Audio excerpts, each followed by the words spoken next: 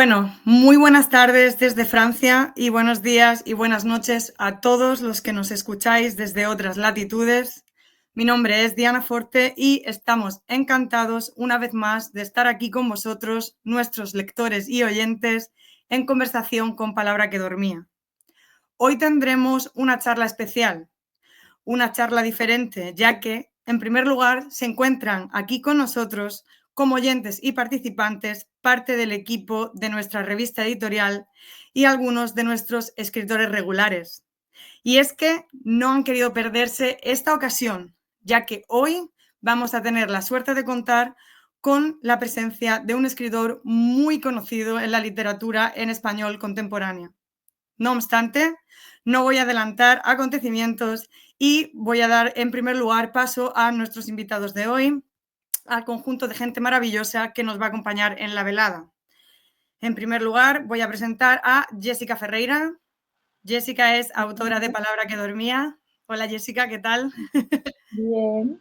Bueno, ahora voy a pasar con Juan Pablo Roa, que es escritor y director de la editorial de poesía Animal Sospechoso. Hola Juan Pablo, ¿qué tal? Encantados de tenerte aquí. También voy a dar paso a Derek. Derek también es escritor regular de la revista Palabra que Dormía. Así que voy a dar paso a nuestra directora y coordinadora de la revista editorial Palabra que Dormía, Araceli Gutiérrez. Araceli, un placer saludarte, como siempre. Hola, ¿qué tal? Buenas tardes. Encantada de tenerte aquí también. Y ahora sí, llega el momento de presentar a nuestro invitado especial del coloquio de hoy.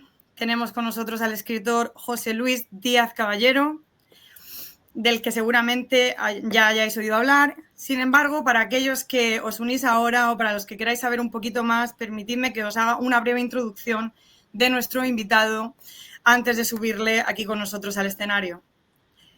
José Luis Díaz Caballero, Madrid, 1979, es licenciado en Derecho y ejerce la abogacía en la capital española desde hace 15 años. En 1997 fue galardonado con el premio Los Nuevos de Alfaguara por su relato La agonía lánguida del santo patrón. El rugido de las sombras fue su primera novela, que también quedó finalista del premio Onuba y del premio Caligrama entre 2015 y 2017. A Rugido de las sombras le siguieron posteriormente otras 3 novelas más: Sudor y lluvia tras el fin del mundo, 100 cruces arrastradas y su última novela, publicada en 2024 por Velasco Ediciones, Ningún ocaso demasiado intenso. Dentro de su formación literaria también me gustaría destacar el taller de novela impartido por la Escuela de Escritura Fuente Taja, dirigido por Daniel Dimeco. Y José Luis también es delegado en Madrid de la Asociación de Escritores Noveles AEN. Ha participado también en la antología 40 colores, incluido el negro, con el relato Motivos. Y para terminar, es colaborador de la revista iLatina y escritor de reseñas de libros para la conocida revista literaria Senda. Pues ahora vamos a dar paso al escritor, José Luis. Buenas, José Luis, ¿qué tal? Hola, ¿qué tal? ¿Cómo estáis? ¿Qué tal? Un placer estar con Igualmente, vosotros. es un placer tenerte aquí. Bueno, en primer lugar queríamos darte las gracias desde Palabra que Dormía y a las personas que se han reunido hoy con nosotros por darnos la oportunidad de conocerte un poquito mejor y poder charlar sobre literatura y sobre tu obra también. El placer es mío. Un honor, todo un honor. Muchas gracias. Hemos distribuido la sesión de esta forma. Voy a hacerte unas breves preguntas generales para que los demás puedan saber un poquito más, además de la biografía que ya hemos comentado y hemos mencionado. Y después voy a dar paso a que los autores y los editores pues te puedan hacer también preguntas a ti. Perfecto. Una rondita Perfecto. de preguntas y estupendo. Vale, genial. Pues, como hemos comentado antes, voy a empezar ya con la ronda de preguntas generales. Como comentábamos antes, sabemos que te dedicas a la abogacía Sí. y bueno, yo personalmente pienso que el mundo de la abogacía y las letras tampoco está tan lejano, ¿no? Pero a su vez me genera mucha curiosidad saber cómo comenzaste a introducirte en el mundo literario, ¿no? Si fue a través de la abogacía o fue por casualidades de la vida. ¿Cómo fue ese encuentro con la literatura? Bueno, la literatura está presente en mi vida o lleva presente en mi vida prácticamente desde que tengo conocimiento de razón. Soy lector voraz, si se puede decir así, pues prácticamente desde que aprendí a leer. Y siempre he escrito, siempre he leído y siempre he escrito. Y bueno, por circunstancias de la vida, pues bueno, me introduje afortunadamente también, en el mundo de la abogacía y bueno, del ejercicio de la abogacía, y fue en el año 2015 cuando decidí publicar por primera vez y prácticamente hasta el día de hoy. Siempre he escrito, tengo, bueno, infinidad de relatos, de novelas escondidas en un cajón de aquí de mi estudio, pues no sé, muchas, demasiadas. Y fue en el año 2015 cuando, con la primera novela, El rugido de las sombras, decidí publicar e iniciar, pues bueno, de una manera mucho más seria mi carrera literaria, si lo puedo decir así. Genial. Y Pues interesante. Interesante que empezaras, ¿no? Así un poco como fue más determinación personal, ¿no? Siempre has sido un lector ávido y sí, decidiste, ¿no? yo siempre he dicho que, y estoy de acuerdo contigo, la abogacía y la literatura no se diferencian, bueno, no se diferencian, evidentemente constituyen territorios propios con sus características y en fin, y sus finalidades, sus objetivos, pero en el fondo estamos manejando la palabra. Un abogado y un escritor intentan de alguna manera construir un relato para seducir a un tercero, ¿no? El abogado a un juez, a un tribunal o a un jurado y el escritor a un lector. Entonces, incluso en el manejo de la ficción, porque muchas veces los abogados, ahora que no me escucha ningún cliente, pues puedo decirlo, puedo confesarlo, no siempre decimos la verdad. Entonces, el manejo de la ficción en el mundo de la abogacía o en el terreno de la abogacía y en el terreno de la literatura, pues es muy parecido. Y para mí escribir, más allá bueno, pues de mi profesión habitual, para mí escribir siempre ha sido una necesidad y una forma de estar en el mundo, ¿no? Aunque suene muy pretencioso decirlo así. Entonces, la literatura siempre me ha acompañado, más allá de que en el año 2015 decidiera publicar por primera vez y bueno, pues hasta el día de hoy. Pero la literatura, más allá de mis escarceos con la abogacía, siempre ha estado conmigo, siempre me ha acompañado. Qué bueno. Sí. Qué bueno, muchas gracias, José. La siguiente pregunta, pues también investigando un poquito sobre tu obra, ¿no? Tu producción literaria, sé que mayoritariamente escribes narrativa Sí, y novela, ¿no? Y bueno, sé que también en tu tercera novela creo que fue un poco de distopía, puede ser, la de sí, 2022, sí, Cien cruces sí, arrastradas. 100 cruces arrastradas, sí. Pero, por ejemplo, aquí creo que la mayoría de los que estamos aquí somos escritores de poesía. Tienes aquí a un Sí. público lírico, sí. Sí, Bueno, sí. yo lo puedo decir, yo también. Yo debuto, publico mi primer poemario en marzo o en abril de este año con la editorial La Ah, qué Tortuga guay. Búlgara, aquí en España, aquí en Madrid. Y para mí la poesía, más allá de que vaya a debutar ahora bueno, pues muchos años después de haber empezado a publicar en el mundo de la poesía, pero para mí la poesía, la palabra poética, el lirismo, para mí es fundamental. Yo digo que puedo escribir prosa porque leo poesía. Y esto es más, creo que la palabra poética es la palabra por excelencia. Y si hay algo que yo lo he descubierto ahora bueno, lo descubrí cuando escribí este poemario que vamos a publicar ahora en unos meses. Escribir un poema, no digo un poemario, un poema, es algo extraordinariamente complejo. Y para mí la poesía o la producción poética tiene un valor, vamos, increíble, increíble. O sea que, en fin, soy debutante o voy a ser debutante en el mundo de la poesía, pero me siento completamente vinculado a vosotros. Qué bien, qué alegría.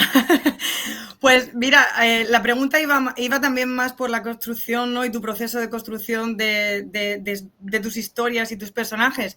Pero bueno, si quieres también decirnos cómo ha sido este proceso poético tuyo como debutante en tu primer libro, Sí, también siéntete libre de contarnos un poco de ambas, ¿no? sí, sí, sí.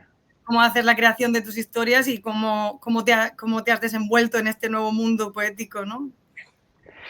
Bueno, yo, hablando con una compañera poeta valenciana que se llama Patricia Crespo, que es, bueno, pues una poeta muy, muy consolidada, ella siempre me decía, ella que ha leído mis últimas novelas, fundamentalmente las dos últimas, Cien cruces arrastradas y Ningún ocaso. Ella me decía, bueno, es que la poesía siempre ha estado presente vamos a decir, en tu narrativa, y es verdad. Eh, para mí, el uso de la palabra o la exploración de la historia a través de la palabra, aunque parezca una perogrullada y algo evidente, para mí es fundamental.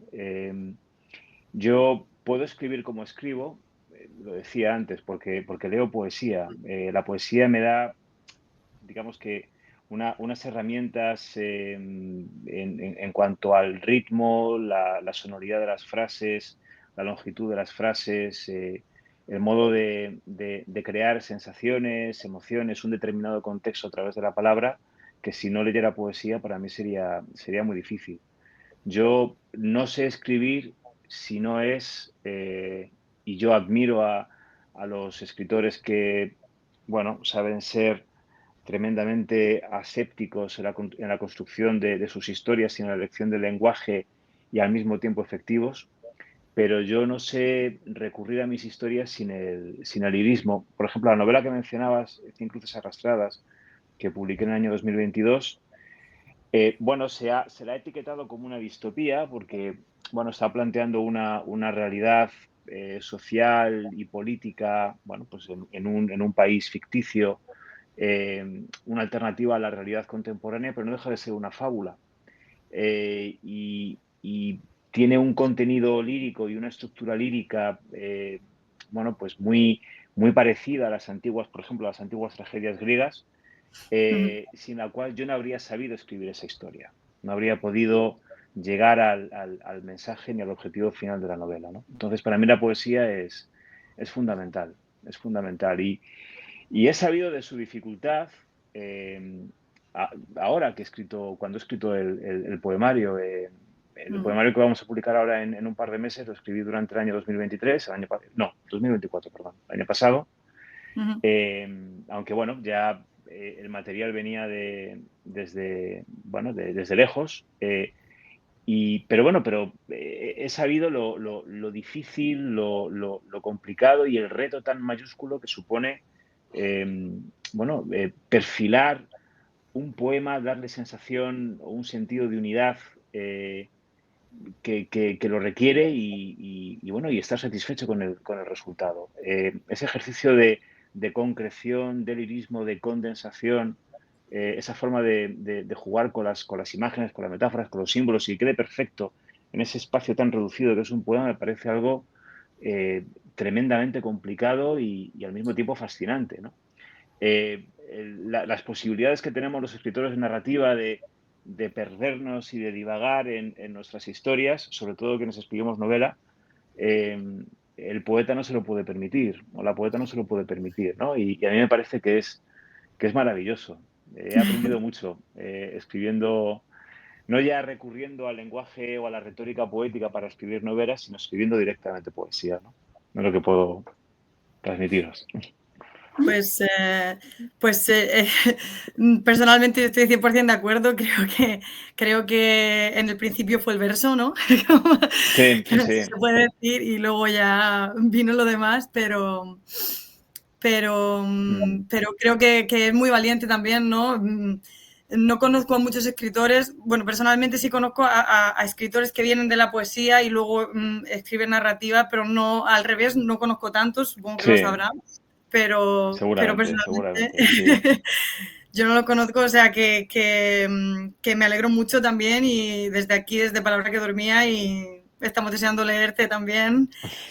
De hecho, he leído reseñas tuyas y Sí, lo comentaba entre bastidores, ¿no? Que son muy líricas, que tienen un lenguaje muy sí, poético, sobre todo sí, en tu forma de entrar dentro de la reseña, entras siempre sí, a través de como una especie de laberinto de sensaciones, emociones que va llevando exacto. hasta el final, que es el libro, ¿no? Entonces, me parece interesante que al final hayas decidido darle una oportunidad a la Sí, poesía, ¿no? sí, de hecho, difícilmente abordo una novela desde el plano crítico si no es recurriendo con carácter previo a la poesía. Es cierto, me gusta contextualizar mi idea en fin, o mi visión de una obra siempre desde un plano poético. Entonces, por eso pienso que la poesía o el lenguaje lírico siempre ha estado conmigo. Más allá de que me haya decidido ahora a publicar, bueno, de que haya podido cumplir el reto de publicar, de escribir poesía y ahora de publicarla, pero creo que, claro, y estoy de acuerdo contigo, al principio fue el verso y a partir de ahí viene todo lo demás y creo que en fin, es fundamental. Y cuando en una obra, en una novela, por ejemplo, acabo de leer una novela que, bueno, se va a publicar una crítica en Zenda dentro de un par de semanas, una novela de una autora alemana que se llama Esther Kinsky, que publicó en el año 2015 una novela titulada El río, en la cual, bueno, pues aborda los distintos conceptos alrededor de los ríos, ¿no? Del río como gran metáfora y símbolo de la vida y de la evolución de la vida y de la permanencia de lo que nos rodea, ¿no? Y el Ujú. lenguaje es tremendamente lírico. Y yo pensaba bueno, qué bonito y qué retador construir una novela en la que aparentemente no transcurre nada y el verdadero protagonista es el símbolo, la simbología alrededor de un elemento natural como es el río y el lenguaje. A mí me El lenguaje. parece, me parece maravilloso y es algo que a día de hoy, y no sé si estaréis de acuerdo conmigo, es viendo cómo se escribe, cómo se publica y cómo se consume la literatura, es algo tremendamente reaccionario. Afortunadamente es reaccionario, ¿no? Y me parece fundamental, vaya, me parece fundamental, fundamental y bonito. Y bueno, y ahora Sí, puedo decir que formo parte de un mundo que para mí es privilegiado, la verdad. sí. Es un mundo pequeño, pero yo creo que también, bueno, lo que comentabas, ¿no? Las redes sociales están democratizando más la poesía, pero a la vez también, pues, el ejercicio poético se practica menos, ¿no? Hay como una Sí, práctica mucho más de lo visual, que también está muy bien. Yo exacto. creo que todas las artes deben confluir, pero siempre con una cierta, pues eso, con un cierto, no sabría cómo explicarlo, pero sí, como con una cierta base, un cierto amor, como un estar enamorado Sí, de la poesía para poder realmente, ¿no? Trabajarla sí. desde la raíz, desde el núcleo, ¿no? Es que yo, Eh, es que yo creo, claro, sí. yo creo que la poesía, o no ya digamos que la escritura poética, ¿no? Sino el consumo, la lectura poética es un acto que en cierto modo es opuesto a lo que sucede en las redes sociales, ¿no? Las redes sociales, y yo estoy de acuerdo contigo, han contribuido, han permitido democratizar la poesía, Mm, que han creado una comunidad lectora a través de la poesía, pero la poesía o la lectura de la poesía no deja de ser un ejercicio íntimo y además privado. repetitivo y privado. Es Mm, decir, es mm, maravilloso. Yo siempre digo que es maravilloso no entender a la primera un poema porque te permite leerlo una segunda vez, una tercera vez, una cuarta vez, disfrutar con las palabras, disfrutar con las múltiples interpretaciones que cabe hacer de un poema. Y eso es un ejercicio que sucede en nuestra esfera más íntima, ¿no? Entonces yo creo que totalmente. está muy bien que la poesía más visual o más escénica, bueno, pues adquiera un protagonismo, pero no deja de haber una poesía más instalada no sé, en un cierto estadio primario que responde a una raíz que es muy, no sé, es contraria al modo en que se consume hoy en día la literatura y también la poesía, ¿no? Pero bueno, pero está bien. Yo siempre digo que lo más visual y lo más sencillo permite o es la puerta de entrada a lo más complejo, a lo más profundo, incluso a lo desconocido, ¿no? a poesías o a literaturas, no diré minoritarias, sino minorizadas, y eso Ujú. siempre es una buena noticia, eso está muy bien, está muy bien. Sí, 100%. Yo creo lo mismo. Cualquier cosa que te haga profundizar en cualquier tipo de arte o género merece Sí, la pena ya solo por el simple hecho de haberte abierto la puerta y haberte descubierto ese mundo. O sea, que sí, sí, 100% de acuerdo. Y bueno, sí, ahora que estábamos hablando un poco de, de este lenguaje más lírico de tus reseñas y de tu futuro nuevo poemario, la siguiente mm, pregunta iba un poco en esa línea, iba un poco más con cuál es la parte más interesante para ti de escribir esas reseñas o de la creación cuando hablas de otros libros y de otros autores, ¿no? En Zenda y en iLatina, ¿no? sí. ¿Qué es lo que más disfrutas de esa parte? Bueno, disfruto, disfruto con el proceso de construcción de la reseña o del artículo. Yo siempre he pensado que el ejercicio de la crítica literaria, aunque, Ujú, bueno, me voy a poner un poco denso, ¿no? Pero creo que tiene que estar cerca de la propia obra de la que se habla, ¿no? La propia obra que es objeto de análisis. Yo como crítico podría limitarme no sé, a valorar técnicamente una novela o un poemario, pero ujú. siempre me ha atraído el hecho de contribuir artísticamente con la crítica a acercar al acercamiento entre el lector y la obra, ¿no? Entonces, lo más atractivo es ser relativamente consciente de que con esa crítica, bueno, más allá del recorrido que pueda tener, estoy Mm. creando algo que va a ir en paralelo con la propia obra, ¿no? Sí, Por eso como siempre una me especie gusta de dar. puente, ¿no? Como una conexión. Exactamente, una Ujú, conexión. Por eso me gusta darle siempre, o me gusta recurrir a la poesía, me gusta construir las reseñas o los artículos desde lo poético. Me seduce mucho eso, ¿no? Luego, evidentemente, la labor del crítico es muy estimulante porque nos permite conocer obras y autores que a lo mejor de otra manera pues no conoceríamos, ¿no? Y abrir la mente a nuevas literaturas, pues a mí me parece que para un amante de la literatura y para un escritor también es algo maravilloso. Pero en el hecho de recurrir a lo creativo para valorar una obra, ahí hay algo para mí muy, muy ujú, estimulante, muy estimulante. Lo contrario, es decir, quedarme con la crítica únicamente desde un plano, no sé, técnico o mucho más aséptico, no, mm. no tiene demasiado sentido. Creo que hay gente que lo hace muchísimo mejor que yo. Si le puedo dar un plus, un cierto valor añadido, es porque, no sé, me gusta recurrir o me gusta abordar esa obra desde un plano, al menos, no voy a decir igual de creativo, ¿no? Pero que se acerque en el plano creativo a la propia obra en sí. Para mí eso Sí, es lo más estimulante. qué bueno, me ha gustado mucho esa respuesta, muchas gracias. Sí, no, porque yo lo vivo así, cuando leo una reseña, al final es un diálogo de la persona que escribe la reseña, ¿no? Con el Sí, libro para que el libro pueda llegar al lector, ¿no? Es como, pues eso, una conexión, es como una cadena de favores, pero a través de la sí, palabra, ¿no? Entonces sí, es, sí, yo te ayudo a ti porque este libro me ayudó a mí, como que exacto. vas haciendo un recorrido y vas conociendo y a través de ese conocimiento tú das a conocer esa obra a otras Sí. personas y me Al parece.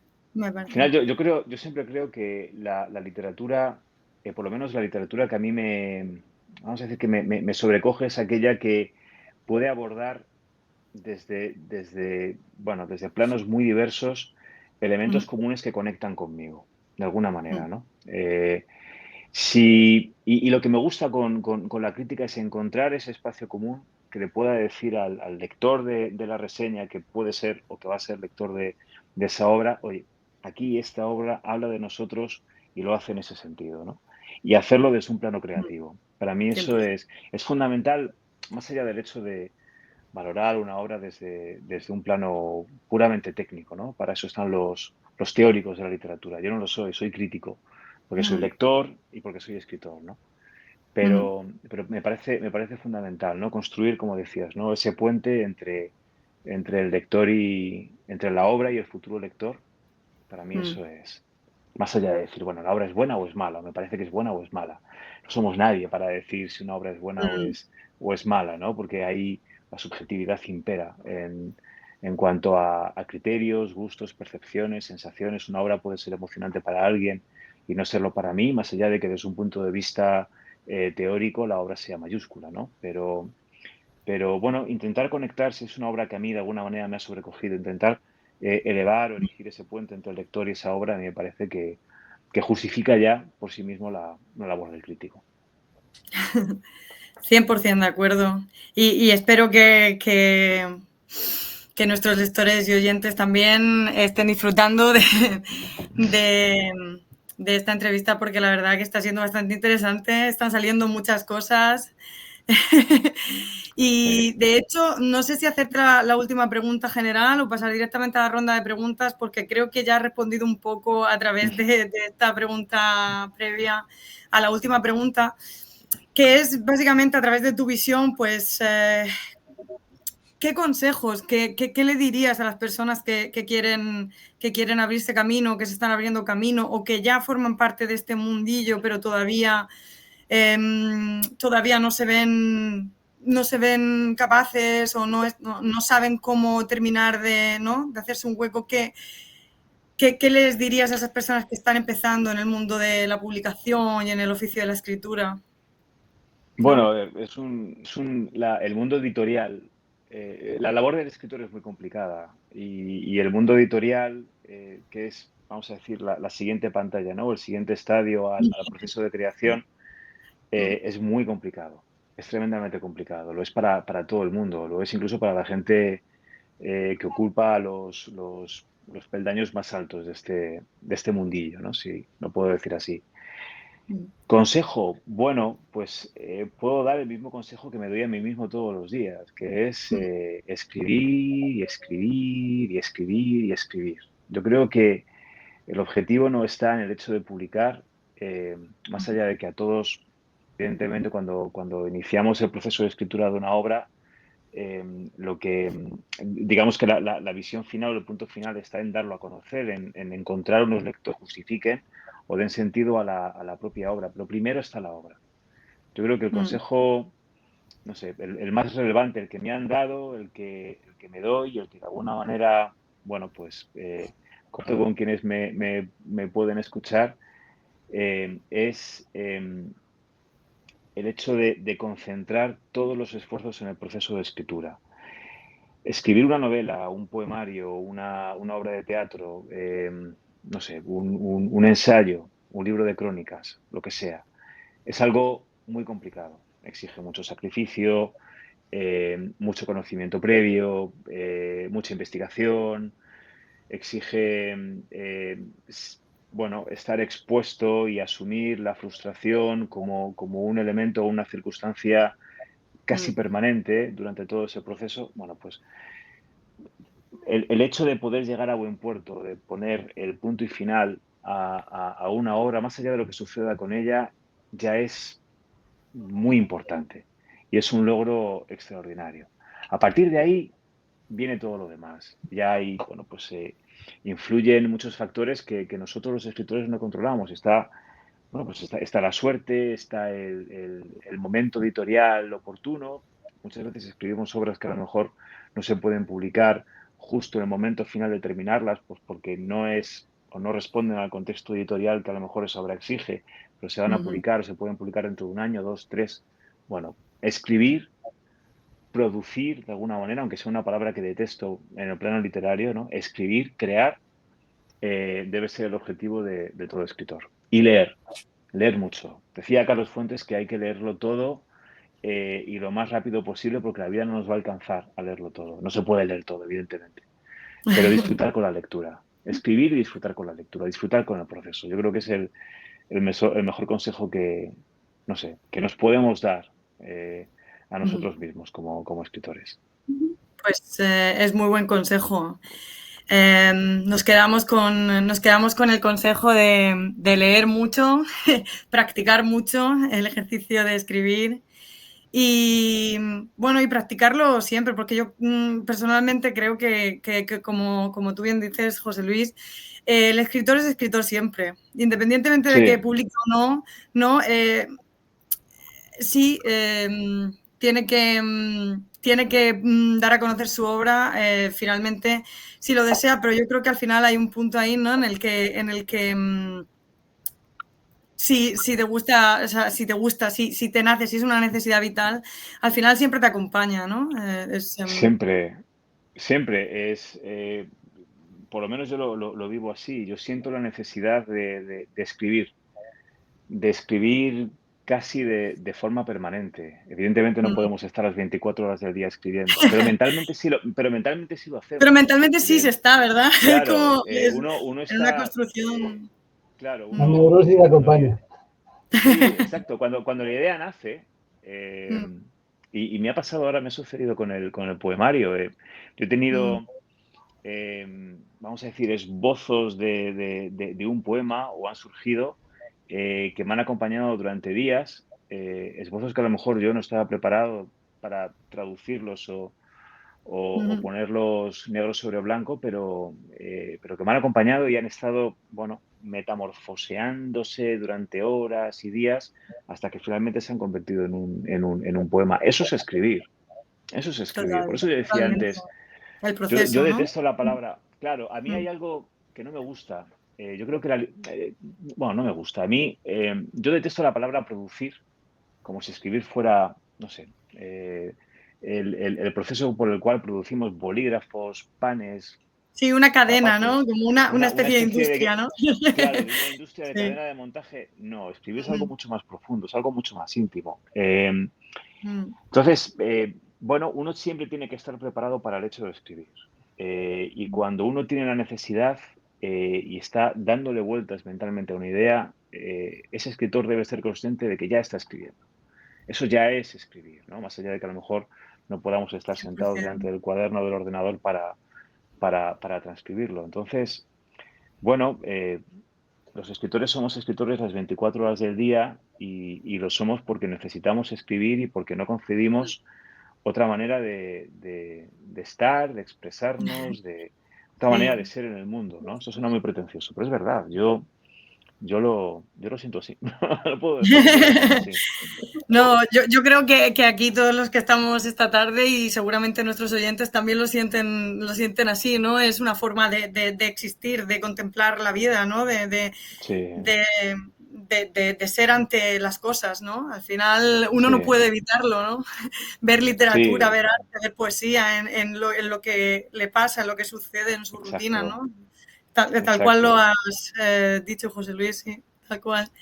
Sí. Pues muchísimas gracias por esta ronda de preguntas generales. Ahora me gustaría dar paso también a, a nuestros autores y las personas que nos acompañan hoy para que puedan disfrutar también de escucharte un poquito. Mm.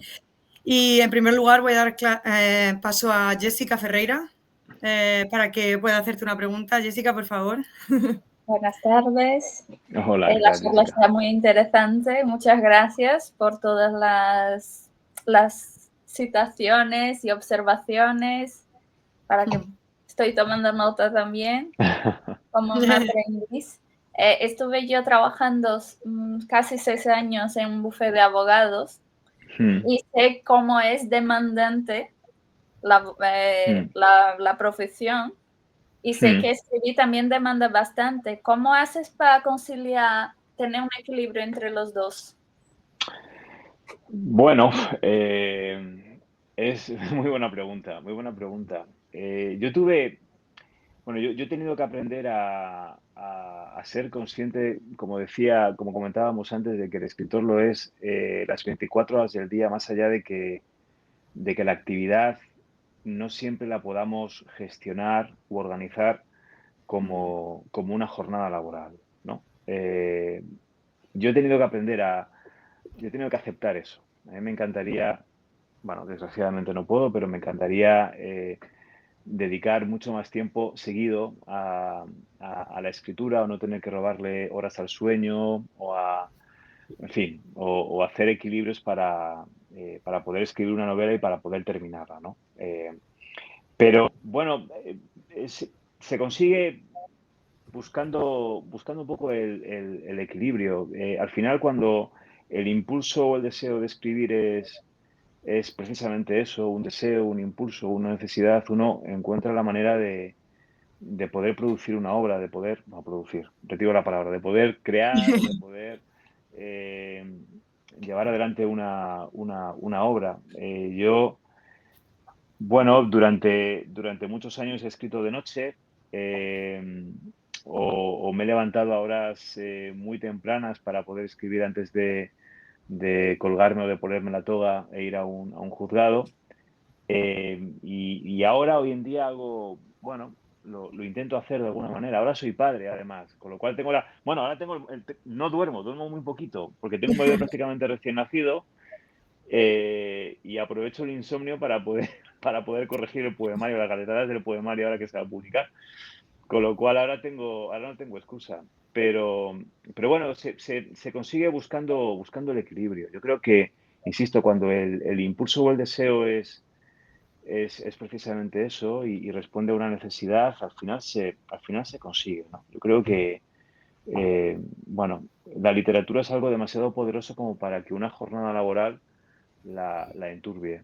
Y bueno, intento hacerlo de esa manera. Luego, entre juicio y juicio, por ejemplo, siempre he buscado algún momento para sacar el cuaderno y escribir, no sé, una página, un párrafo, un comentario, una idea, algo ¿no? que me permita, bueno, pues enlazar lo escrito el día anterior, lo que puedo escribir ese mismo día. Y bueno, de esa manera ha funcionado, ¿no? Y por el momento no me ha ido mal. No sé. Es lo que te puedo decir, Jessica. Perfecto. Es lo que te puedo decir. Puedo hacer una que complementaría la misma pregunta dentro de eso, del trabajo que decía yo, que también he vivido viendo cómo tiene muchas demandas y te consume bastante, pero también genera muchas historias. ¿Crees que dentro de tu aspecto de escritor y ser abogado te puede ayudar a crear ciertas tramas y personajes o tener Sí, una inspiración? sí, bueno, a ver, la abogacía te permite, más allá de, bueno, digamos, más allá de los recursos del género propio del thriller judicial, por decirlo así, bueno, salvo la primera novela, El rugido de las sombras, fue una novela negra y sí tenía ciertos elementos de thriller judicial. A mí la abogacía lo que me ha permitido conocer a mucha gente y me ha dado la posibilidad bueno, de conversar, de observar, de analizar, de reflexionar sobre muchos aspectos que de alguna manera luego han estado presentes en mis novelas, ¿no? Más allá de que, bueno, pues no he escrito demasiadas novelas sobre juicios, ¿no? Por decirlo así. Pero es verdad que, bueno, la abogacía da pie para conocer muchos tipos de personas y eso siempre, bueno, pues siempre es una buena fuente de alimentación para posibles historias o para tramas, ¿no? Entonces, pero a mí yo diría que el hecho de conocer gente, insisto, gente muy diversa, y de conocer sus historias, sus situaciones, sus circunstancias, a mí eso sí me ha permitido, en primer lugar, analizar la realidad de una manera muy distinta a como la analizaría, no lo sé, en mi soledad, si puedo decir así, ¿no? Y bueno, y luego llevarlo eso a la ficción, ¿no? O hablar sobre ciertos temas que si no hubiese conocido a según qué personas, bueno, pues no habría podido conocer. Entonces sí, la abogacía yo siempre digo que soy escritor porque soy abogado y soy abogado porque soy escritor. Entonces, ahí hay un nexo que de alguna manera retroalimenta ambas dimensiones, ¿no? O ambas esferas. No sé si he respondido a tu pregunta, Jessica, Sí, sí, sí. pero... Perfecto.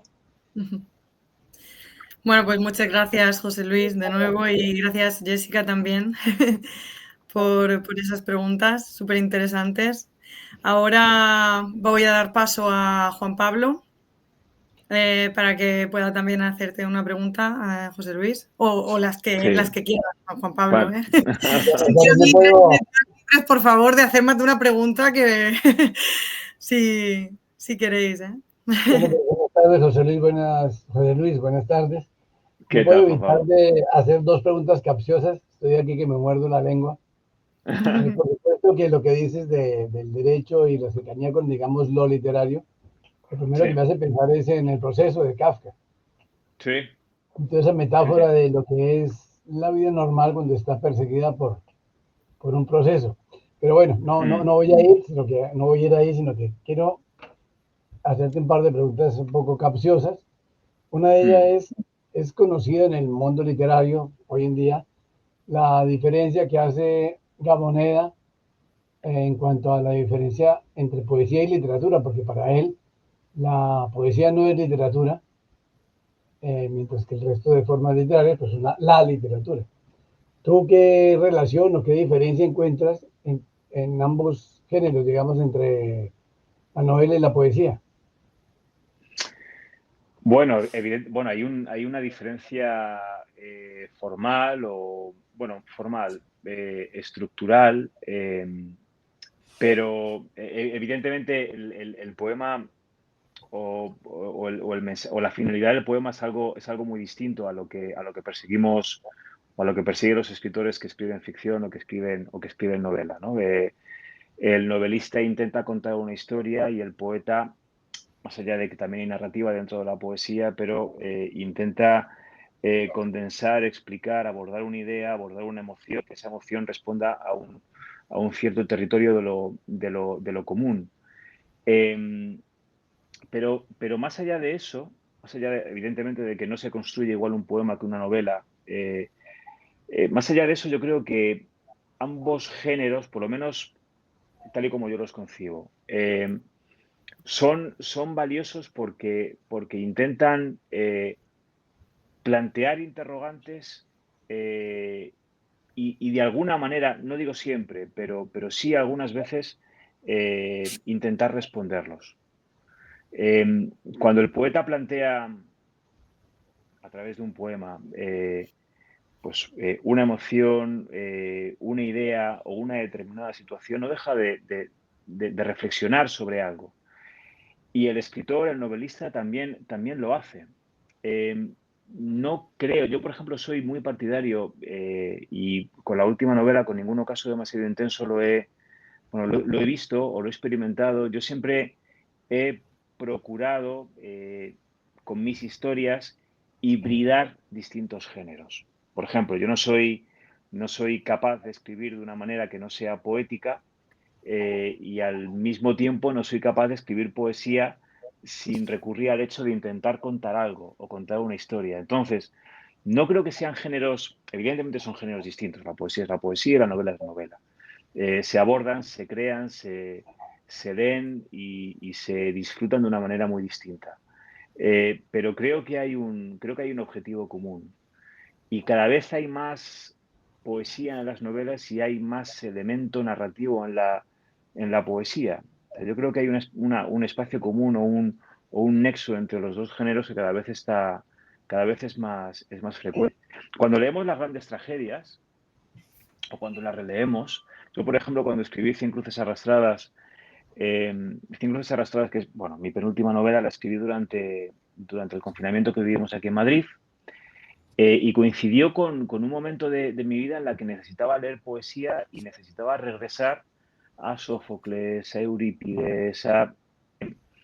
Cuando leemos la Ilíada, no dejamos de estamos leyendo un poema, pero nos están contando una historia. Evidentemente eso ha evolucionado y durante un largo periodo histórico la poesía fue mucho menos narrativa de lo que fue en sus inicios y de lo que puede ser ahora. pero es perfectamente válida. Entonces, no creo que podamos hablar de géneros completamente opuestos, o no creo que podamos negar que existen elementos comunes entre unos y otros, ¿no? O por lo menos yo, ahora que practico los dos géneros, me gusta verlo así. Estupendo, estupendo. Ujú. Y la última pregunta que tenía, digo capciosa, ya te explico por qué. En el consejo que tú das a la gente que quiere incursionar en el mundo de la escritura es escribir, escribir. En ese proceso, en tu experiencia, ¿qué relación tienes con el proceso de edición de los libros? Porque muchas veces los escritores encuentran el muro del editor o la ayuda del editor, pero siempre hay un 50% de los editores que no es que quieran meter mano, pero su opinión en alguna manera toca a la parte creativa. En tu caso, ¿esa relación cómo se da? ¿Es conflictiva o es secundaria o cómo se da? No, conflictiva no es. A ver, yo creo, yo tengo una relación de cruel inseguridad con mis textos justo en el momento del proceso de edición. Entonces yo me dejo aconsejar por los editores, por el editor, posiblemente porque yo no soy objetivo con lo que he escrito. No. Siempre que me han hecho una sugerencia o me han propuesto cambiar una palabra o una frase, no lo sé, la subtrama o una subtrama o parte de una trama, o no sé, cualquier elemento, cualquier pasaje de una novela, siempre he estado abierto.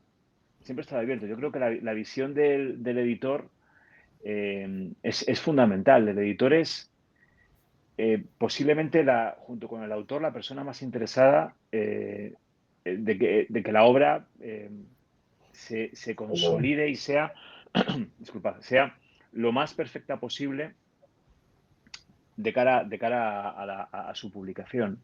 Entonces, yo siempre me he dejado aconsejar. Siempre que alguna vez he discutido, no te lo voy a negar, pero han sido muy pocas las ocasiones en las que...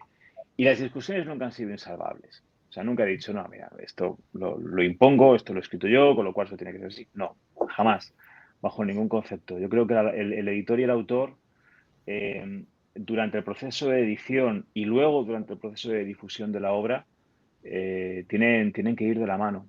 Es más, hay editores, afortunadamente, hay editores que han dado un valor añadido a la obra sin el cual posiblemente esa obra no podría subsistir. Y a mí eso me parece maravilloso, me parece básico. Yo he aprendido mucho de ellos y sigo aprendiendo, claro. ¿Qué voy a decir? Y si me está escuchando mi editor en este momento, pues con mayor motivo. No, no, pues gracias por tu respuesta. Y te decía que era una pregunta capciosa porque la mitad de mi vida yo me dedico a la edición, soy editor Sí, y muchas veces te encuentras con que, y soy autor también, pero digo, en el momento de la edición hay cosas que puedes ver tú y el autor no, sí, sí, sí. y sin embargo la respuesta del autor es la única definitiva que te va a dar un pulso que da como Sí, resultado una obra que se tiene en pie o no.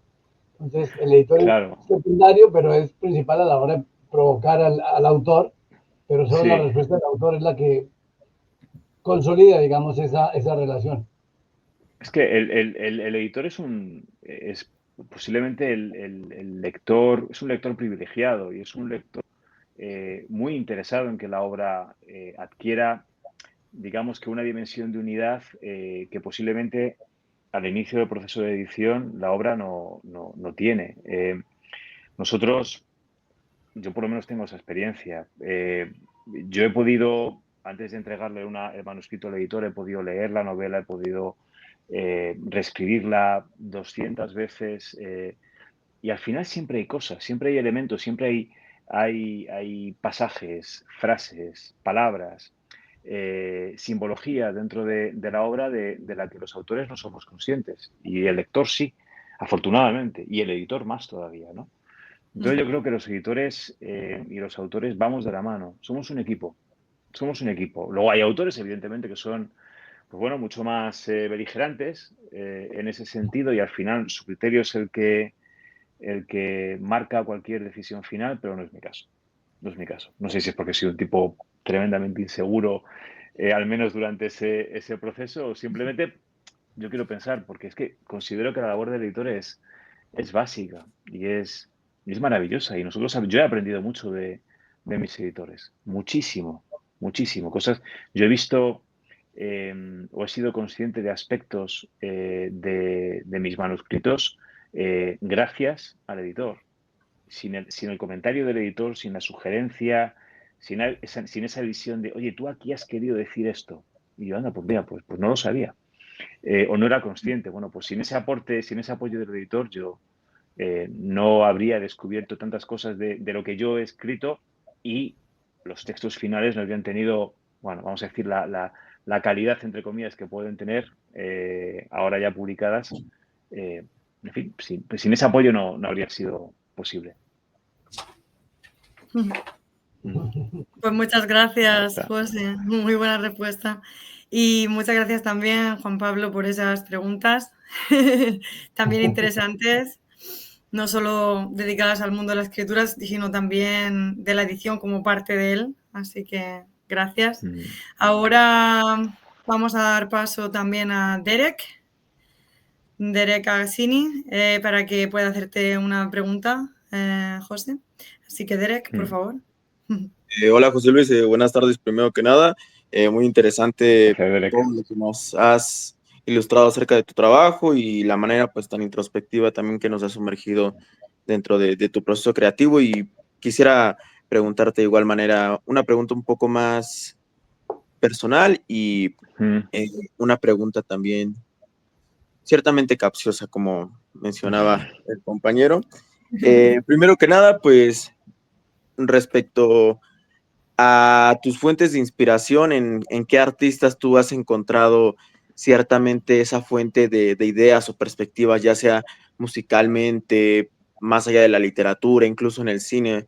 ¿Dónde o a través de qué corrientes artísticas tú has sentido que has podido generar tu identidad como escritor y evidentemente también que han influido en tu persona más allá de tu labor literaria?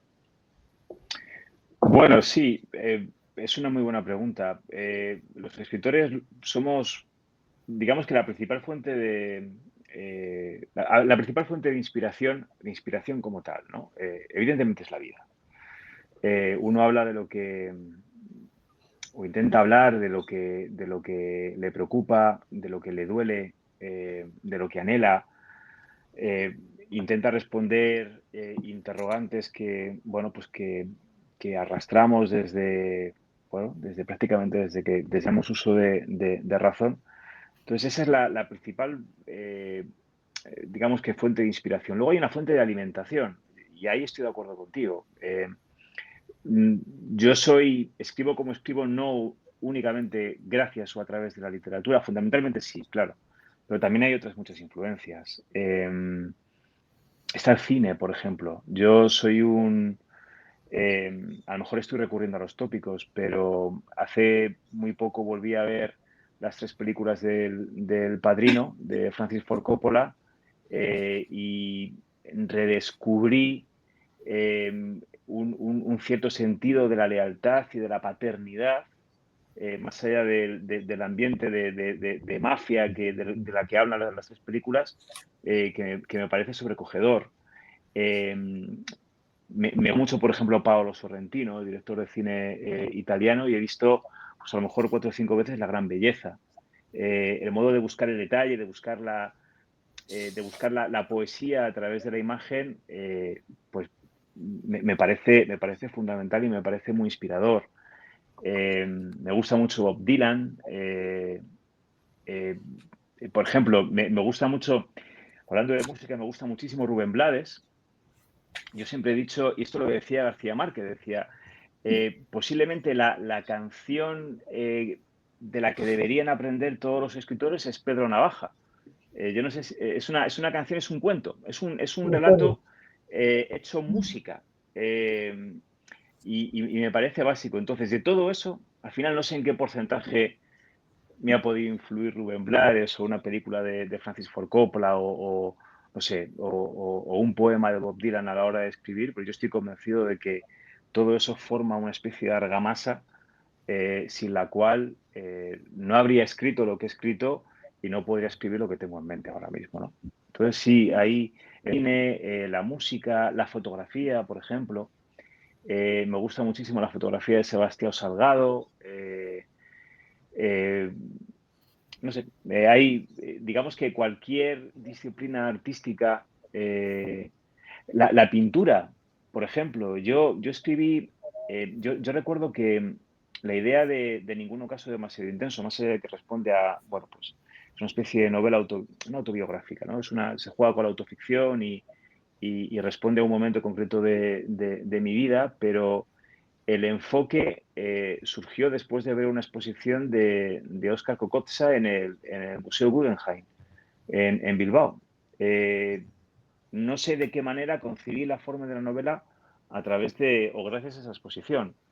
Entonces, digamos que el autor, como cualquier artista, debe estar abierto prácticamente a todo, porque no somos conscientes o no llegamos a saber de qué manera algo, aunque sea minúsculo, no sé, una apreciación, un sonido, algo nos puede permitir o puede ser la puerta que nos permite entrar en un territorio creativo importante, ¿no?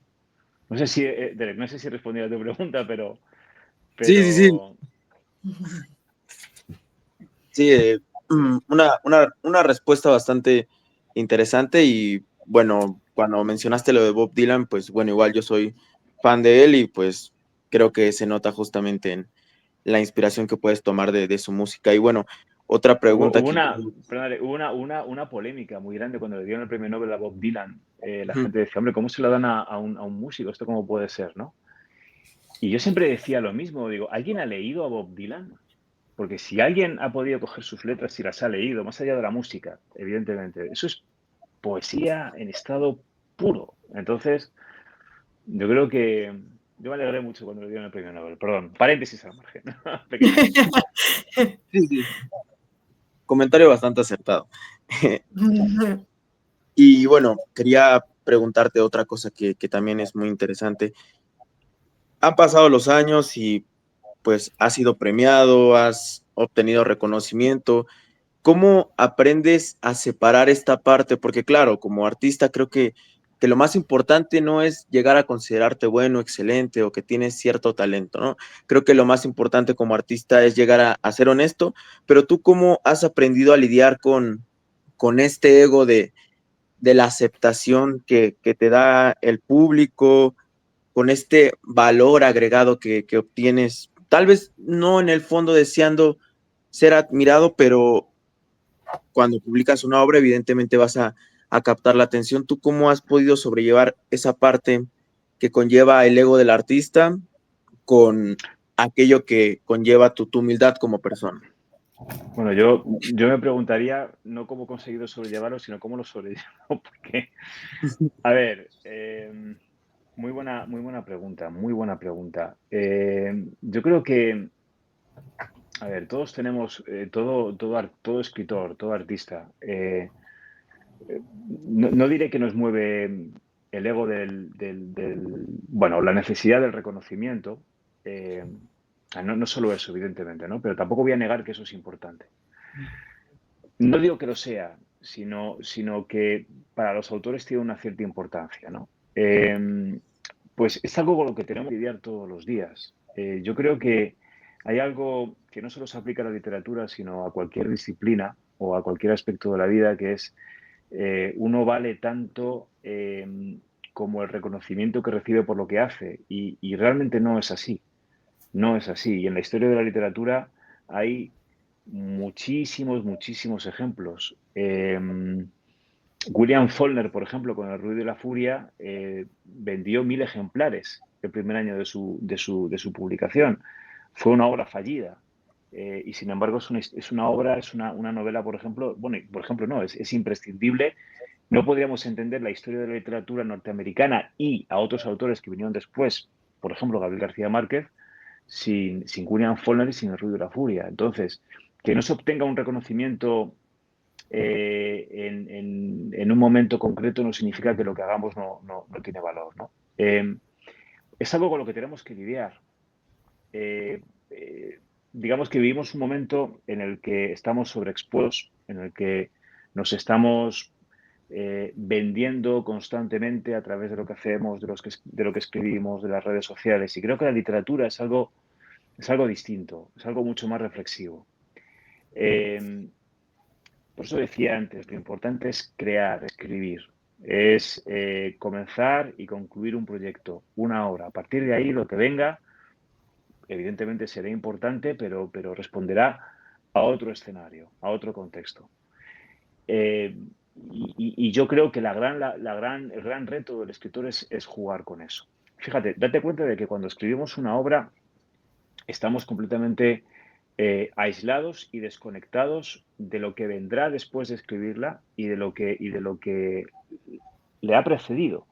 Es decir, es una especie de momento puro, de burbuja, en la que nada de lo que has hecho con anterioridad tiene valor de ese proceso creativo, de la creación de esa obra en concreto, y mucho menos lo que pueda venir después. Es decir, uno tiene que estar concentrado en lo que está escribiendo. Es decir, tú puedes haber escrito 25 novelas previas a la que estás escribiendo ahora y fracasar en el proceso de escritura. Cuando uno se da cuenta de que no fracasa porque puede llevar a buen puerto esa obra, eso ya es un logro tremendo. Eso no tiene nada que ver con el ego, tiene que ver con la necesidad de escribir. Entonces, yo creo que es obligado, es obligatorio para cualquier artista o para cualquier escritor saber gestionar eso. Porque al final entras en una espiral diabólica, porque nunca vas a recibir el reconocimiento suficiente. Nunca, jamás. Es que es imposible, ¿no? Pero eso no significa que lo que hayas escrito para ti y para, no sé, una comunidad de lectores más amplia o menos amplia sea importante. Entonces, bueno, me lo intento aplicar todos los días, insisto, porque no es fácil, ¿no? Sobre todo cuando uno publica una obra, a uno siempre le mueve un poco la pulsión de pensar que esa obra va a tener relevancia, va a trascender, etcétera, etcétera. Bueno, eso es... uno con el tiempo se da cuenta de que eso es irrelevante o de que no tiene tanta importancia. No sé, pero es algo difícil, ¿eh, Derek? No es sencillo, ¿no? Y más ahora, insisto, en este mundo actual de las redes, de la sobreexposición, en esa necesidad de vender cuánto hemos conseguido y de cuantificar todo lo que hemos conseguido, ¿no? Yo recuerdo había un autor, aquí en España, no voy a decir quién, ¿no? Que se permitía utilizar el concepto, manejar el concepto del fracaso editorial, del fracaso literario, según el número de libros que hubieras vendido, ¿no? Decía, bueno, si no has vendido por encima de, ya has fracasado, ¿no? Y yo siempre me he preguntado, bueno, si por ejemplo yo escribo una novela, una obra, y esa obra solo tiene un lector, y ese lector se acerca a mí y me dice, oye, mira, no sabes lo mucho que me ha cambiado tu novela, soy una persona distinta, me ha gustado, me ha influido, etcétera. ¿Qué se supone que le tengo que decir a esa persona? Gracias por el comentario, pero no tiene valor porque detrás de ti no hay otras 3.000, 4.000, 5.000 o 20.000 personas que me digan lo mismo. Sería una barbaridad, sería una falta de respeto. Bueno, pues eso es lo que yo me intento aplicar de alguna manera todos los días, ¿no? Sin negar que a veces el ego sale y uno tiene que anudarlo de la mejor manera posible. Genial, pues. Es lo que te puedo decir. Gracias. Gracias, Derek. Gracias, José Luis, de nuevo. La verdad que está muy interesante la charla. Vamos a dar paso ahora también a Araceli, que tiene unas preguntas. Araceli, por favor. Buenas tardes, José Luis, muchas gracias. Mi pregunta es la siguiente. Mencionas que en tu obra, Ninguno caso demasiado intenso, que es una mezcla de autobiografía y ficción. Sí. Y en tu obra, aparece el autor Karl Ove Knausgård. Sí. Él generó controversia porque fue demasiado lejos al exponer la vida de sus familiares y amigos, su vida privada. Sí. Entonces, mi pregunta es, ¿qué piensas de esta controversia? Y bueno, ¿qué piensas hasta dónde los escritores la libertad está, bueno, cómo se equilibra esta parte? Bueno, él habla de ello. Él habla de la controversia, sobre todo en el segundo y en el tercer volumen de su obra, de Mi lucha, que es el título que le puso a toda su obra, My Struggle en inglés creo que no es el título más apropiado, evidentemente, pero bueno. No lo es. Pero él habla de ello. Bueno, a mí lo que más me gusta de Karl Ove es el modo en que él aborda su propia verdad para contar la verdad de los demás. Yo tuve una sensación, lo cuento en ningún caso, para mí fue una revelación descubrir a este autor. Yo empecé a leerlo justo antes del viaje que hice a Noruega y coincidió en el momento en el que yo estaba bloqueado digamos que con la escritura de la que en ese momento era mi segunda novela, ¿no? Y él no tuvo ningún problema en dar nombres y apellidos porque él sentía la necesidad de contar la verdad. Y su verdad pasaba por dar nombres y apellidos a toda la gente que lo rodeaba, desde su padre, sobre todo en el primer volumen, en la muerte del padre, hasta Linda, su esposa o su ex esposa, en el cuarto o en el quinto volumen, de la cual, bueno, pues cuenta cosas muy, vamos a decir, muy privadas o situaciones que, bueno, pues que pertenecen a una esfera privada y que él simplemente contó. No sé si eso está bien o está mal. Yo puedo decir que cuando escribí Ningún ocaso demasiado intenso, digamos que hubo ciertas personas de las que tenía cierta libertad, o yo me sentía con la libertad de poder hablar, por ejemplo, mi padre, y hubo otras personas a las que yo no me atrevía a poner nombres y apellidos, como por ejemplo mi exmujer, de la que hablo en la novela, ¿no? Y él, sin embargo, lo hizo. Entonces, lo importante para mí no es tanto, digamos que lo que supone dar nombres y apellidos o poner nombres y apellidos en una novela con el efecto, con la repercusión que eso puede tener, sino lo que consigue en el lector. Es decir, yo sentí, y a lo mejor eso suena muy trascendente, pero yo sentí que Karl Ove, hablando de su historia, estaba hablando de mí. Y yo vivo en Madrid y cuando empecé a leer a Karl Ove no había visitado Noruega y mi vida no tiene nada que ver con la de él, ¿no? Pero de alguna manera él supo con ese grado o con ese nivel de transparencia y con esa forma literaria de abrirse en canal, supo encontrar un espacio común en el cual estaba yo y otros muchos lectores, evidentemente. Y eso para mí tiene mucho mérito. Se ha denostado la autoficción como género porque se ha considerado, bueno, pues un cierto ejercicio de voyerismo y de, bueno, sí, de voyerismo, ¿no? De mezcla o de juego con el lector, no de juego, ¿no? De territorio de la ficción, de lo que es real, de lo que no es real, ¿no? Como una especie de fórmula un tanto engañiza con el lector, que creo que no es así. Yo puedo recurrir a la ficción para contar una historia o para decir algo muy concreto, o puedo recurrir a mi propia memoria también para decirlo. Entonces, para mí, el modo en que Karl Ove abordó cosas tan complejas de una forma tan sencilla, tan transparente y tan desnuda, a mí me parece fundamental. Bueno, no fundamental, me parece maravilloso.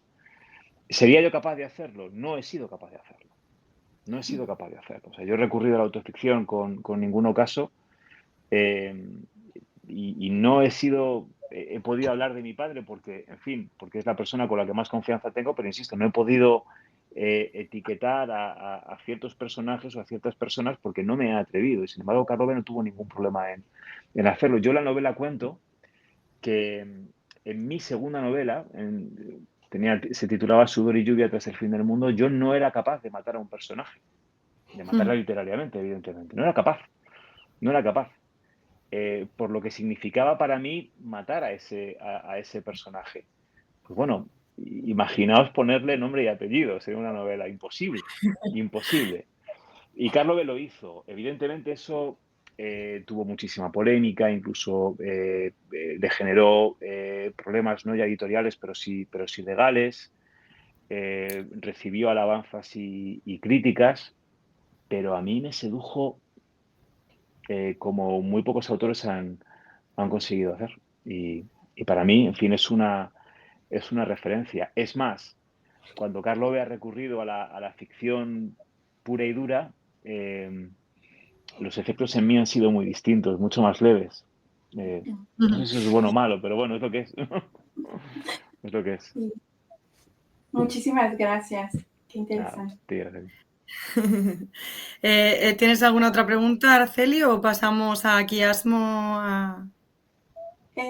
Bueno, sí, de lo que mencionas, entiendo que mi pregunta era ¿por qué optaste por Noruega como escenario, no? La verdad es que a mí me conmociona mucho porque, bueno, para mí Noruega es, pues, representa muchísimas cosas en cuanto a mi vida. Entonces, sí.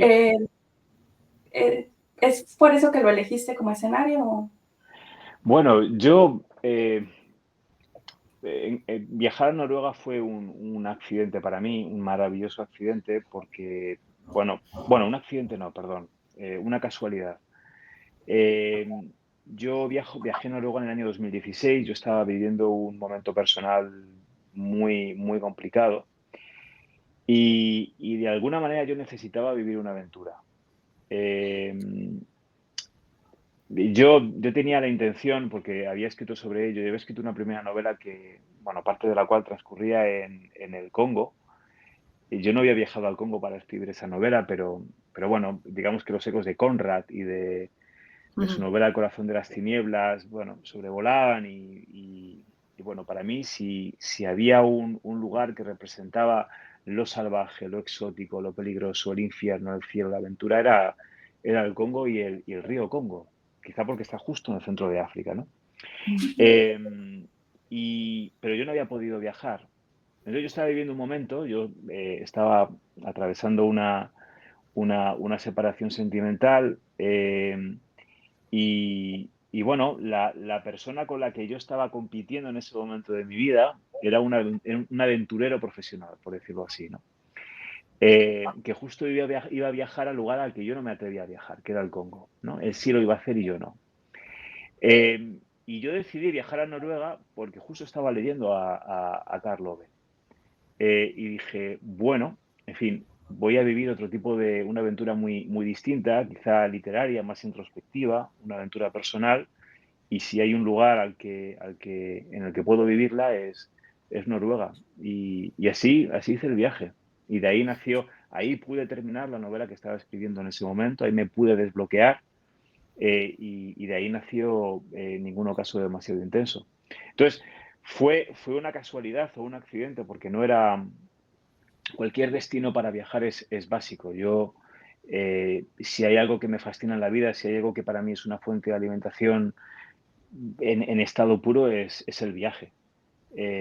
Y yo, a ver, me moriré sin conocer todo el mundo, evidentemente, pero me encantaría. Y me encantaría viajar a lugares a los que a día de hoy no me atrevo a viajar. Claro, qué tontería, ¿no? Indudablemente. Y más siendo escritor. Y Noruega apareció por ahí. O sea, Noruega fue un destino mucho más literario que físico o paisajístico. Y descubrí un país del que me enamoré. Así, es lo que te puedo decir. Qué hermoso. Muchas gracias. Muchas gracias, Araceli. Muchas gracias, José Luis, de nuevo. Ahora vamos a dar paso al último autor, a Quiasmo, para que pueda hacer también unas preguntas y luego ya dejaremos unos minutos de libertad por si alguien quiere hacer algún comentario o pues, cualquier cosa que les haya inspirado de la charla, y ya nos despediremos de los oyentes. Así que, Quiasmo, por favor. Muchas gracias. ¿Qué tal? Saludos desde México. José Luis, gracias por lo compartido. Felicidades también por tu bebé, cabe decir. Muchas gracias, muchas gracias. Y permíteme preguntarte, hermano, ¿qué capítulo de tu vida crees que ha sido fundamental para que comenzara tu trayectoria como escritor? Buenísima pregunta. Y no sé si tengo una respuesta para ello. Bueno, a ver, yo siempre, lo decía al principio, yo siempre he escrito, siempre he tenido la necesidad de escribir, pero es cierto que hubo un momento en mi vida en que necesité escribir de una manera mucho más, bueno, iba a decir de una manera más seria o más, es decir, necesité asimilarme como escritor o aceptarme como escritor. Soy un escritor, es decir, no soy alguien que escribe, sino soy un escritor. Es decir, algo, una actividad, un ejercicio, una forma de ser, de estar, de manifestarme, de la que no puedo renunciar, ¿no? Y eso fue, quizá no hace demasiado tiempo, dará, no lo sé, unos 15 años, algo así, ¿no? No, claro, bueno, 15 años son 15 años, pero bueno, ya tengo una edad, tengo 45, con lo cual, bueno, hace no demasiado tiempo, ¿no? Y ahí sí reconocí, un cierto, o sí percibí un cierto punto de inflexión. Ahí es cuando empecé a escribir la que fue mi primera novela, o armar esa novela, yo ahí sí supe que estaba, no lo sé, cruzando el Rubicón, ¿no? Es decir, ya esto es un punto de no retorno. Si escribo si escribo esta novela, me puede ir mejor o peor como escritor, la podré publicar, podré no publicarla, pero sé que esto, la literatura, el ejercicio de la literatura, ya será algo en mi vida permanente, ¿no? Y así fue. Yo creo que ese fue el momento trascendental de mi vida. ¿Qué me sucedió o qué estaba viviendo para, bueno, pues para caer en ese punto de inflexión? Pues quizá una cierta necesidad de creatividad, esa necesidad de crear algo, ¿no? De recurrir al artístico para transformar la realidad. Yo creo que muchas veces, y esto me sucedió hace 15 años, pero creo que es algo que se repite o que subsiste a día de hoy, vivimos de una manera tremendamente acelerada y automática. Nuestra vida está llena o plagada de automatismos y la creación supone pausar ese ritmo frenético de la vida y centrarte en ese tiempo presente que supone el ejercicio creativo, ¿no? Es decir, es un momento, es una excusa perfecta para detenerte, reflexionar y materializar esa reflexión. Yo sentí esa necesidad hace 15 años, más allá de que siempre he sentido el impulso de escribir, quizá de una manera poco, bueno, no diré poco disciplinada, pero sí poco organizada, pero sí reconozco ese momento en el que dije, no, quiero hablar de esto y quiero hacerlo de esta manera. Y así fue. Y como se dice, de esos polvos estos lodos, ¿no? Y aquí estoy, en este momento. Hombre, muy amable. Y ya por último, permíteme preguntarte, próximamente, ¿en qué foros, festivales literarios tendremos el gusto de escucharte? Bueno, vamos a terminar las presentaciones de Ninguno caso demasiado intenso.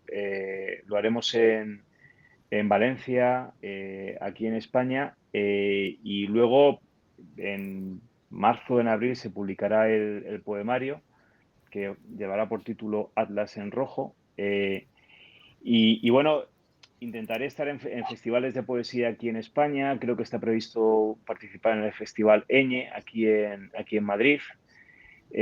Intentaré viajar a Puebla, porque ya estuve presentando El rugido de las sombras allí.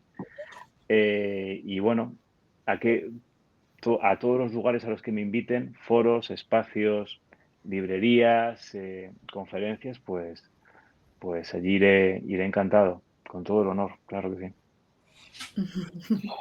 Pues de mi parte agradecerte, hermano, desearte mucho éxito. Mencionas que desde hace 15 años, vamos a decir, que fue el génesis, ¿no?, de tu proceso escritor. Sí, sí. Pues esperemos que así como tuvo un inicio, jamás cese, que si alguna nos hace falta, ojalá te encontremos en tus versos, en tus textos. Y nuevamente, todo éxito con tu bebé. Infinitas gracias. Muchísimas gracias a ti. Muchísimas gracias, Quiasmo. Gracias por esas buenas palabras para nuestro escritor invitado. Gracias a todos los participantes también esta tarde por haber asistido aquí, por las preguntas maravillosas y también interesantes que le habéis hecho al escritor.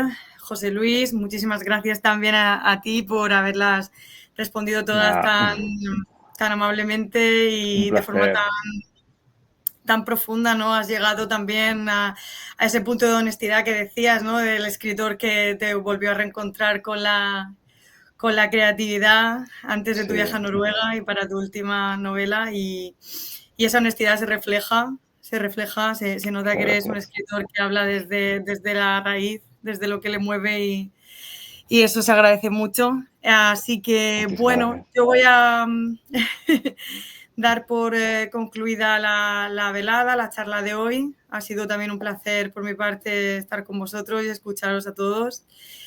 No sé si alguno de los escritores, autores, editores quiere comentarle algo último al autor, algo que le haya inspirado, alguna frase, desearle de nuevo éxito con su futuro libro de poesía, no sé. Os doy este espacio, por si queréis. Sí, claro que sí, por supuesto. Yo me despido con un poema, porque mencionaste, José Luis, el río. Entonces, bueno, sí. El poema se llama En el aliento de la primavera. En el aliento de la primavera, una bandada de pájaros vuela con gritos y alas expandidos. El río se desborda, piedra tras piedra, a medida que voltea nuestro pasado. John Fosse. Muchas gracias, José Luis. Muchas gracias a ti, Arcelia, muchas gracias. Ha sido todo un placer, un honor esta charla. El honor ha sido mío. Pues muchas gracias de nuevo a todos. Espero que nos volvamos a reencontrar, ya sea en festivales o a través de la lectura. Sí, claro. Muchas veces los escritores no mencionan en particular un texto, un autor, pero cuando lo hacen crean una ventanita muy interesante, así que habrá que leer a Karl Ove. Si no podemos viajar a Noruega, por lo menos leerlo, porque la relación con un autor que nos ha llamado la atención o que nos ha hecho un guiño es un paratexto interesante a la hora de uno acercarse a un proceso creativo y a una literatura. Es una buena ventana para entrar. Buscaremos el libro en anagrama. 100%. Ahí está. Sí. Pues sí, genial, gracias Juanpa, gracias Juan Pablo. Y bueno, chicos, aquí nos despedimos desde Palabra que Dormía. Ha sido un placer de nuevo y esperamos tener próximas conversaciones y charlas tan emocionantes como esta. Un placer y hasta la próxima, chicos. Nos vemos. Nos vemos. Chao. Gracias. They will see us waving from such great heights.